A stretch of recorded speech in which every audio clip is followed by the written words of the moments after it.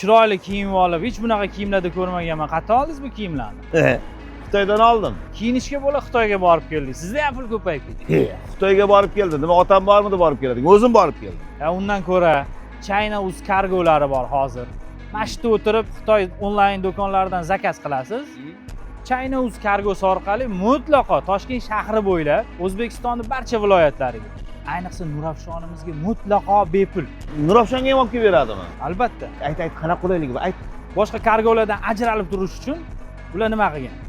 Avia orqali yetib keladigan bo'lsa $9. Atiga 4 kun 7 kun orasida tezroq kelish uchun. Yaxshi.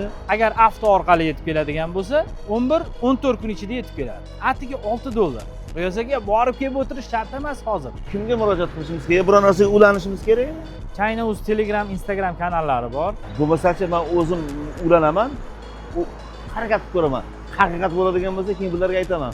Biladi bular menda mana yo'qligini. To'xtang, yana bitta yangiligi bor buni, bilasizmi? Nima yangiligi bor yani? 100 grammlik yukingiz chiqsa, 100 grammga to'laysiz. 200 gramm bo'lsa 200 grammga to'laysiz. Yomon bo'lib qolganda, Qo'shimcha 1 so'm pul to'lamaysiz. bo'pti uka, sog' bo'l.